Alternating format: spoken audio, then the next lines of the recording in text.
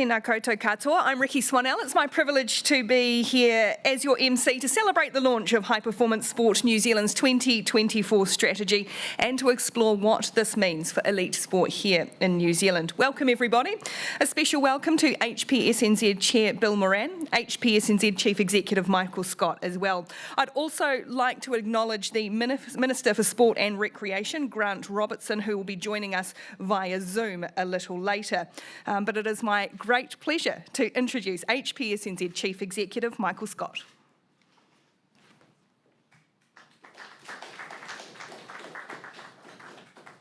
Thank you, Ricky. No mai, haere mai. Welcome to the launch of High Performance Sport New Zealand's 2024 strategy. As many of you will know, we planned the launch of this strategy a month ago, but the COVID-19 lockdown got in the way. Like the sports and athletes we work with, we've had to learn to be flexible and adaptable.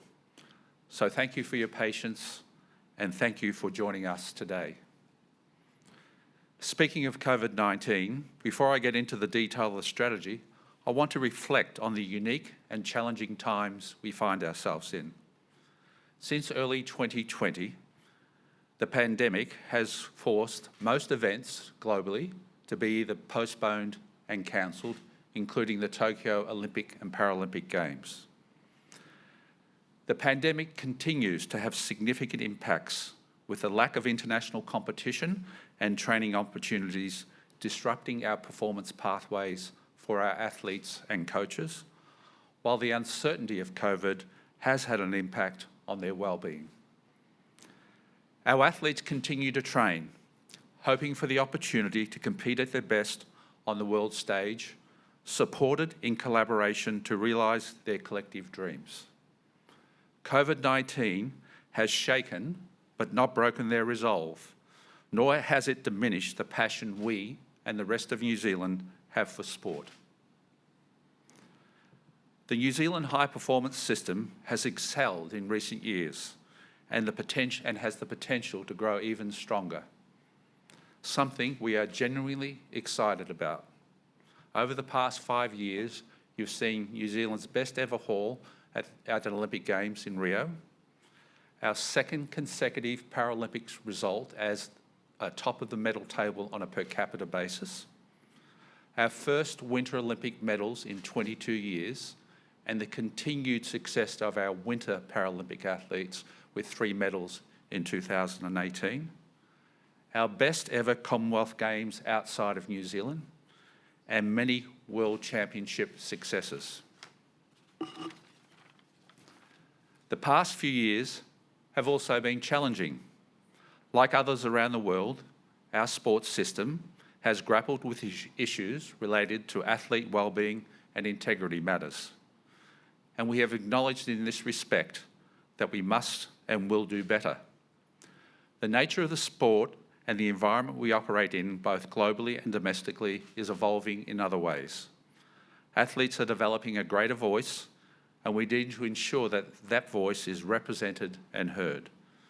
We are seeing demographic changes in New Zealand society, which may prompt a shift in sports that resonate with the New Zealand population.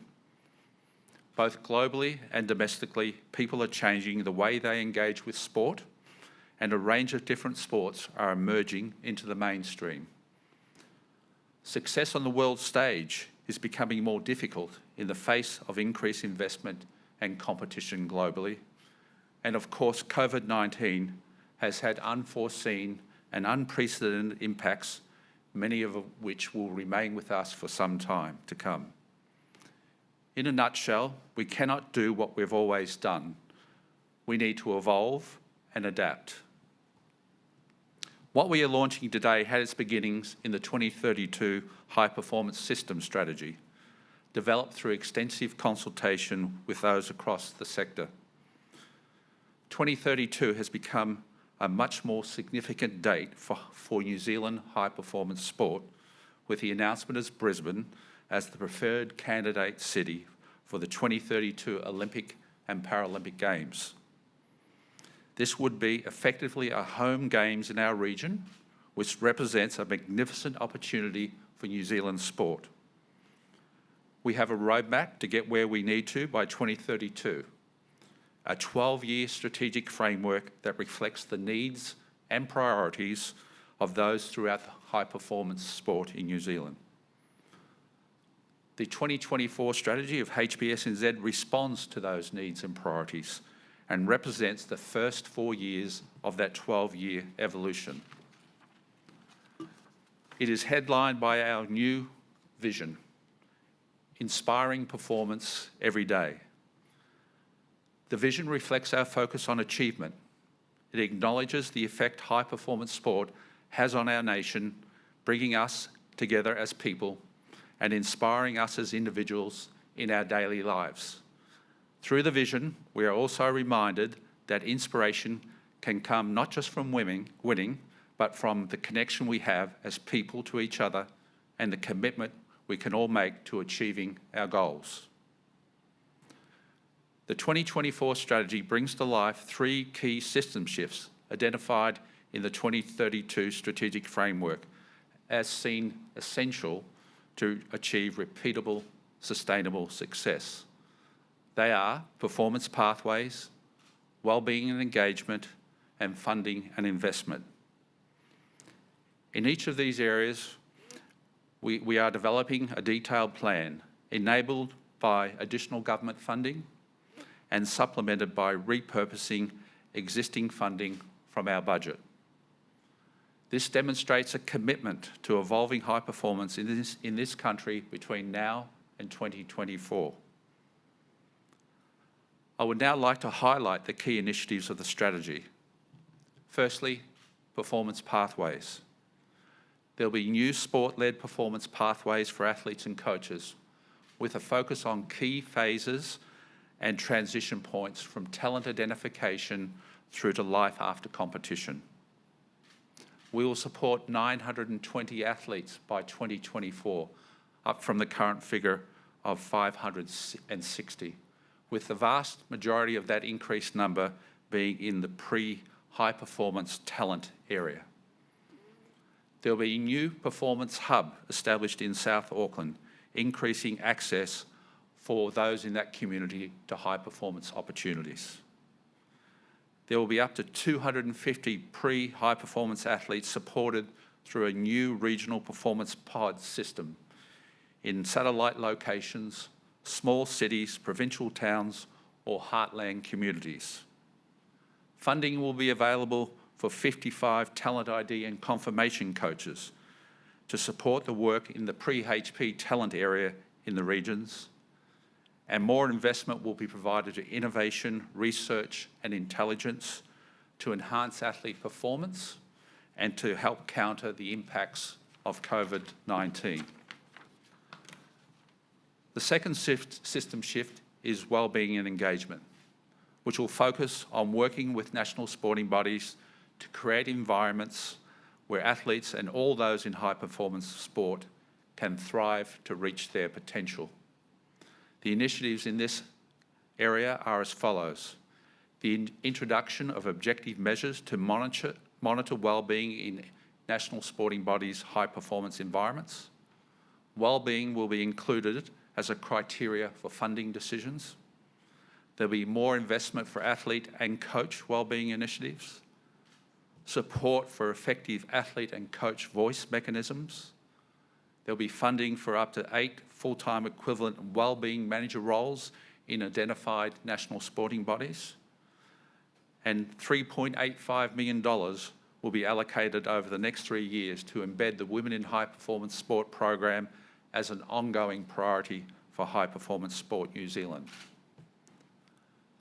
The third system shift is funding and investment.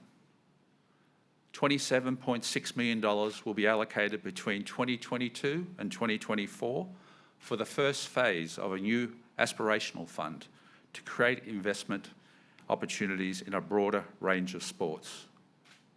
We will introduce a 4-year core investment guaranteed cycle rather than the current annual cycle. Our investment into direct financial support to athletes will increase from $6.74 million to $11.82 million. This is required because more athletes will be receiving direct financial support going forward. And secondly, the introduction of a new base training grant of $25,000 for between 240 and 260 high-performance athletes, and a base training grant of $10,000 per annum for between 140 and 160 high-performance potential athletes. I hope this gives you a flavour of where we're going and why we are excited about what lies ahead of us. I believe this strategy will deliver the most important strategic shift since High Performance Sport New Zealand was created in 2011. It begins the evolution needed to achieve repeatable, sustainable success on the world stage and respond to COVID-19. I'd like to finish by acknowledging the people who have made this strategy possible. I would like to thank the Minister, Grant Robertson, for his ongoing support and the passion for sport that he personally brings to the table. I would like to acknowledge the contribution of all those in the sector who have helped shape the strategy through their time and their ideas. Thank you to the board of Hpsnz, as they have played a critical role working closely with the senior leadership team to develop the strategy. And finally, I'd like to recognise the team here at Hpsnz for their tireless commitment to high performance sport and the athletes and coaches they work with every day. Today is the start of our 2024 journey as we start to roll out the new strategy. We've listened, we've learnt, but now it's time to act. Our commitment is to work with our stakeholders to implement the key initiatives of the strategy as we strive to achieve our vision of inspiring performance every day. Thank you.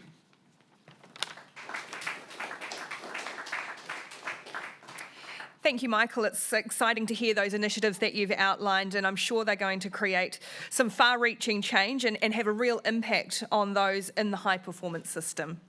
I'd now like to invite our panel to make their way up to the front of the room. They will no doubt have a unique perspective, and I'd be very surprised if they don't have some strong opinions on what it means for them and their organisations. Firstly, welcome to Rio silver medalist Luca Jones. Luca was New Zealand's first ever female Olympic rep in canoe slalom and our first canoe slalom Olympic medalist. Her Instagram workout videos are legendary, so I'm just going to hold in my lack of a core while Luca comes up and joins us. Welcome also to two-time Olympian for Canada and now CEO of Cycling New Zealand, Jacques Landry. Welcome to double Paralympic alpine skiing gold medal winner Adam Hall, a member of the New Zealand Order of Merit. Adam was also co-recipient of the Wang Yun Dai Achievement Award at the Pyeongchang 2018 Winter Paralympic Games. This is awarded to those who are fair and honest and uncompromising in their values and prioritise the promotion of the Paralympic movement above personal recognition. What a great accolade, Adam. And finally, welcome to Joelle, a woman who has made the transition from a world and Olympic champion sailor to high-performance coach in her sport of yachting. She is also a member of the New Zealand Order of Merit for services to sailing and appears to have suffered her first injury as a coach. Welcome to the panellists. It's really great to have you guys here, and I know you've all enjoyed support from close relationships with the team at Hpsnz over the years, and I'm sure you've got some very strong interest in what we have just seen in the 2024 strategy. I'll start with you, Adam. Snow sports is such a great example of how having the right support in the right location can really benefit athletes. We are continually seeing that. So how much does the Wanaka Performance Hub contribute to performance and their overall snow sports program at the moment? Yeah, absolutely. I think first and foremost, without having such a hub as Snow Sports New Zealand based out of Wanaka, simply there wouldn't be such credible high caliber, high performance winter athletes. Being able to have a hub based out of Wanaka with the facilities that we have provided as athletes is absolutely world class and amazing. The gym facilities, the on-snow facilities. We're talking about airbags and such for Park and Pipe team. And then the lane space and the mountain facilities that we have personally for para-athletes as well is world class, and it's what helps keep us ahead of our competition as we train during our New Zealand winter season, as we work towards going towards our competitive season, which is always the Northern Hemisphere season, so the New Zealand summer. Terrible place to have to train to, isn't it, really, Wanaka? Athlete wellbeing and effective athlete voice mechanisms are really key priorities in that strategy. What are your thoughts on that? Yeah, I think it's absolutely crucial to have that support around the well-being of not just the athletes but the coaches and everybody within the program. It's shown over the last few years of just how important that well-being is, and the strategy really focuses on the well-being of the athletes, which is really crucial for the performance and the crucial successes moving forward. So I think moving forward, it's a really positive thing to provide such specialised resources and that directly into that area, into that wellbeing area, which can help athletes, teams and coaches get on with their work and train in a good, healthy environment moving forward. Awesome, thanks Adam. Luca, over to you. Tokyo is going to be your 4th Olympics. From, gosh, what, an 18-year-old where we only thought canoe slalom was, done by Europeans. You've received, I'd imagine, very different levels of funding support over that time. So what's your reaction to the aspirational fund and part of the strategy? Yeah, I mean, it's huge for those athletes and sports who will benefit from the aspirational fund. I think back to 2013 when Mike and I received some support for the first time ever from High Performance Sport New Zealand, and the difference that made to us. We were able to invest in some coaching support. We were able to tap into the services here, psychology, nutrition, physiology.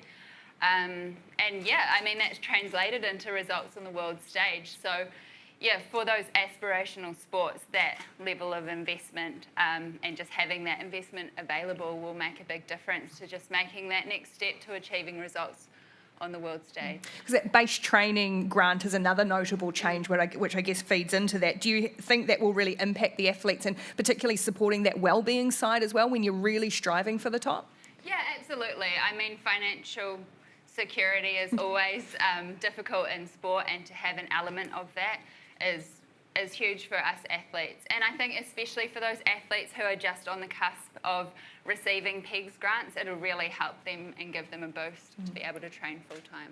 There's emphasis in the strategy around greater access for communities, the performance pods and establishment of the South Auckland hub. You're an athlete who has been based not in a main centre at times, but also now the training base in South Auckland. How does that resonate for you?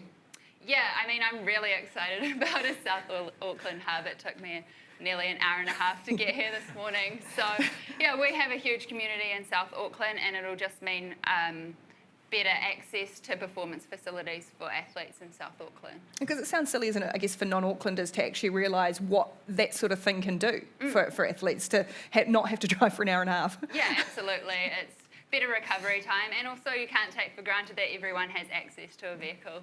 Yeah. Thanks, Luca. Jacques, you obviously come from a different perspective as a CEO of an NSO. A lot of initiatives in this strategy, a lot for you to digest, I'm sure. The sport-led performance pathways and well managers for NSOs.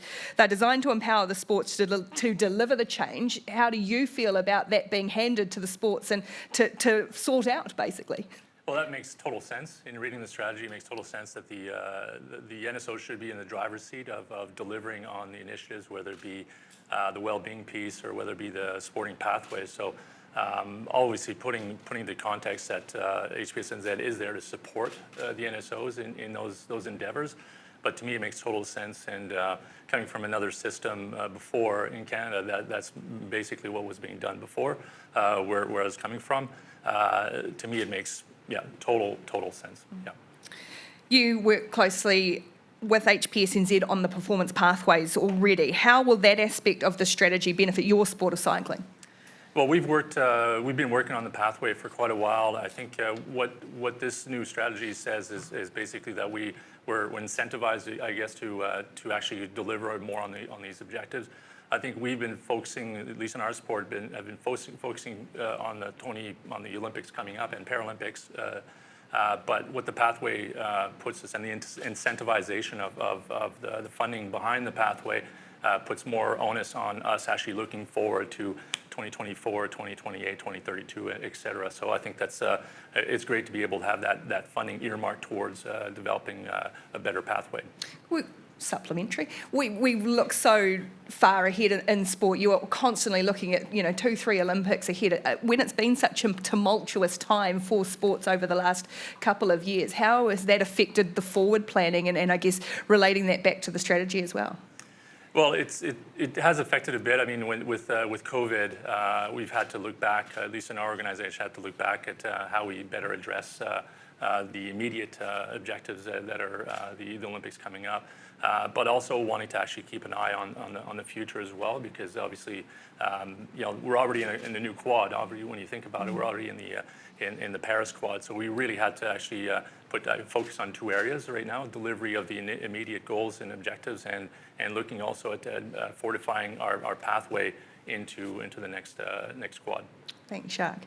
Joe, you've made the transition from champion athlete to now a coach. Quite a few people might not realise the role Hpsnz plays with the coaches. Can you tell us a bit about that? Yeah, so it's obviously a really interesting transition. I mean, as an athlete, you're supported in a lot of ways, and performance planning, well, everything. Obviously, you guys do everything here.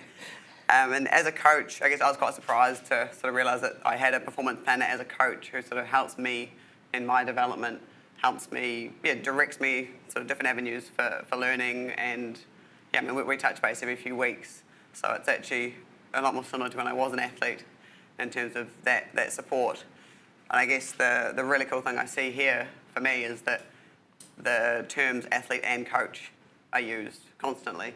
So it used to be athlete, and it's great because as an athlete, you love to be the centre of everything. But I think as you transition into being a coach, you realise just how much a coach does. I mean, I had no idea while I was an athlete, and now I have a very different perspective on how much my coach did while I was an athlete. And it's the same. You go through the same whole process, except you don't make any of the decisions often. Or within yachting, we're a very sort of athlete-driven sport, and so if the sailors are on, I'm on. If they're doing this, I'm doing that. Whereas as an athlete, I sort of got to make all those choices. So it's just really cool to see the shift to really acknowledging coaches in that role and sort of supporting them through it as well, because it's not always easy. As we know, it's not always easy to be an athlete, but it's hugely rewarding. It's the same thing with coaching. It's just that often I think coaches maybe haven't had the same level of support, especially around that sort of well-being in the wider sense. With some of those investments into coaching, the performance pathway support, as you said, coaching the coaches by the sounds, investment in more coaches, and the embedding of the Women in High Performance Sport project, I'd imagine you'd be a little bit excited about that, because it was a challenging path for you to be able to transition to be a female coach in high performance sport. Yeah, I mean, I'm hugely excited to have some more buddies, basically. It can be a little bit lonely, I think, as a high performance coach, as a female. Like when I came on, I think the first event I ever went to was a World Champs, and there was 150 people in a room, and there was 3 females. I was like, wow, okay. And I mean, I've sort of been lucky enough that I've had the Olympic successes. I'm not lucky, I work for it, but I've had the successes so that I'm not questioned on things. Like my credibility is not questioned, and I know a lot of female coaches don't come through with that and find it a lot harder. And so just the more that it becomes a real pathway, and I think the development aspects are so important, because it's bringing coaches in earlier, so in the development pathways for them as well as the athletes, and helping them through the whole system. I think we'll end up with a much better pool of coaches, and just knowing that coaches are really important, because as an athlete, I know as an athlete you can come and go, but often coaches are actually in it for a longer term. And then if you can also find a way to encourage athletes to come back and give back, I think that's huge. And it also provides a real sense of security as an athlete that you can see something else you can do, because it's pretty hard when you finish competing and you're like, oh, what do I do? All I've done is sat in a boat for 12 years. So yeah, the same. It's just, it's exciting. Awesome. I look forward to seeing what happens. Yeah, cool. Thanks, guys. Thank you so much to our panel members for those insights: Luca, Joan, Jacques Landry, Adam Hall, and Joe LA. Well, you're staying there, aren't you? Are you going to move, or are you going to say, stay there, stay there? All right. It is now my privilege, I hope this technical part is going to work. I have been given a thumbs up that Grant Robertson is not going to turn up as a cat, but it is my privilege to hand over to the Minister for Sport and Recreation, Grant Robertson.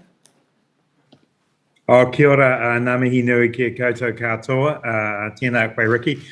Maybe people want to look at an image of a cat rather than me during this particular part of the presentation. Totally up to you. Look, I'm delighted to be with you this morning. It seems a little odd because I saw a lot of you at the Hellbergs last night, and unfortunately it's the life of a politician that I now find myself back in Wellington and not able to join you in person. But I really did want to make the effort to be here today for the launch of this strategy, because I know how much work's gone into it, and I know how important it's going to be in continuing New Zealand's excellent high performance sport achievements, but also making some really significant shifts that we do need to make in order to be able to maximise not only the value of the big investment that goes into this, but actually just enhance the well-being of the lives of our athletes and give New Zealanders the enormous pride that we get from the performance of our high-performance athletes. I do want to start with a couple of acknowledgements, and the first of those is to Michael Scott. A lot of what you see here today has been driven by Michael's energy and commitment over the last few years to make these shifts and to get a high-performance sports system in New Zealand that builds on what we do well, but addresses the issues where we haven't done as well as we should have in the past. And Michael, I just want to make a personal acknowledgement to you. We know that you're moving on, and I want to thank you for the work you've done. And I hope you'll feel that this strategy is a fitting legacy for the way that you'll end your time with High Performance Sport New Zealand. Beyond that, I want to thank everyone else involved in High Performance Sport New Zealand, and the board and Bill and everybody there, and all of the NSOs and athletes who've contributed to putting this strategy together. It is, in my view, a really important document and a big shift. I just want to pick up 3 or 4 things which actually, unsurprisingly, the panel members have been able to say much better than me because of their direct role in it. But I do just want to highlight a couple of the things that particularly from a government perspective, are important to us about the strategy. The first of those, speaking both as the Minister of Sport and Recreation and the Minister of Finance, is that the government's contributing an additional $31.2 million over the next 4 years to help deliver this strategy. That's money that comes from our sports recovery package. Obviously, as we knew the impact of COVID would hit, there was immediate funding that we put in place to support sports, particularly at the grassroots level, but also at the professional level to get through COVID. But we always knew that the next stage was what did the recovery and the rebuild of our sports sector look like. And that's where today I'm really delighted that that money that we're putting in is going to what we called strengthen and adapt. And that is the strengthening of our high performance sports system, but also adapting not only to COVID, but also to the evolution of the way sport works and the way in which athletes can and should be supported. The need for change is evident, particularly in the athlete welfare and wellbeing space. We know that there have been a number of reviews into sport, particularly at the high performance level, where wellbeing issues have been highlighted. And I'm delighted that the strategy is taking that seriously, is learning the lessons from those reviews, and will contribute significantly, I think, to improvement in athlete wellbeing. We have to listen to the voices of athletes. We have to work alongside our high performance athletes and coaches to provide them with the support to be able to perform at the highest level. For me, this is not some kind of either or add-on. It's all part of being able to achieve and succeed at the highest level, is understanding the importance of wellbeing as part of that. And I'm really thrilled that the strategy picks that up. I also want to commend the focus on the much deeper performance pathways, both for athletes and coaches, and particular focus on the hubs. The South Auckland hub is important. I don't know that I'll get away, Luca, with using it as the solution to Auckland's transport problems. That's another speech I'll have to give another day. But I do think having that South Auckland hub is a real recognition in Auckland, particularly of where our athletes live, where they train, and why it's important that we have hubs that are spread geographically. The regional performance pods, I think, is something that will be really significant to growing the pipeline of high performance athletes. When I travelled around New Zealand last year before the election, I stopped in and spoke to a number of our regional sporting bodies and talked about how does a high performance athlete who grows up in Wanganui or Timaru or somewhere like that find their pathway through. And I think the regional performance pods offer a really important opportunity for us to keep the pipeline of athletes going and provide support in the communities people live in so that they can continue their lives as they move forward as a high performance athlete. So I'm really looking forward to where that goes. I particularly applaud the embedding of the women in high performance sport strategy. As everybody there will know, I made women and girls in sport my number one priority on becoming minister. And to see this now continue through the high performance strategy is really important. And there's an additional, as has been said, $3.85 million going in there. That's really important to me too, that is also about athletes and coaches. And Joe, I hear what you're saying very much there. We still don't have the number of female high performance carded coaches that we should have and need in New Zealand. And so the programs that we've been working on here, including Te Hāpaitanga, have been really important in driving that, and we've got to do more. And it is terrific to see that funding go in to support the wider women and girls in sport strategy. The other area that I think will draw a lot of attention today and is really important is the creation of the new aspirational fund.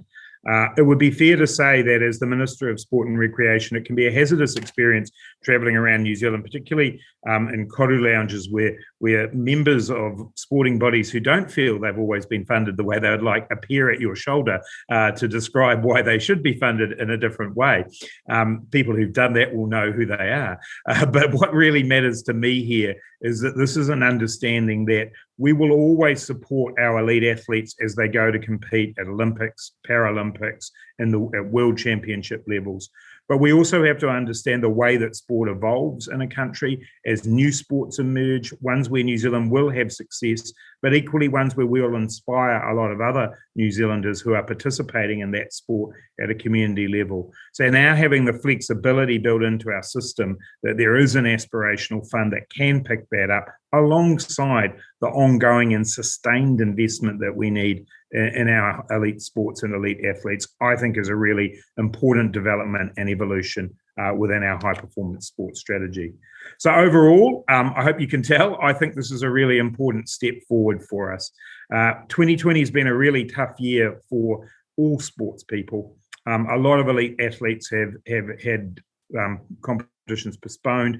Obviously, the peak ones being the Olympics and the Paralympics, but right across the board, it's been challenging from a well-being perspective, from a performance perspective, and I want to acknowledge everybody who's had to go through that. We're looking at 2021 with optimism and beyond. We have a number of our events compressed now into the next cycle from a high performance perspective, not only when we look that we're not even that far away from the Winter Games, Paralympic Games and Winter Olympics. And so the schedule over the next few years is tight. So I want to acknowledge that there's going to be a huge effort required by athletes, coaches and NSOs. The government continues to back you and back this strategy. I think it's an exciting day, some important shifts, and I look forward to seeing the strategy being implemented. Nō reira, tēnā koutou, tēnā koutou, tēnā koutou katoa. Thank you, Minister Robertson. It is great to know that while high performance sport has gone through some very challenging times and continues to do so due to, don't you hate that phrase, due to COVID-19, there will be a new investment into the system to help develop and grow stronger into the future. That does conclude the formalities. Thank you to all our speakers, our panel today, to Michael Scott.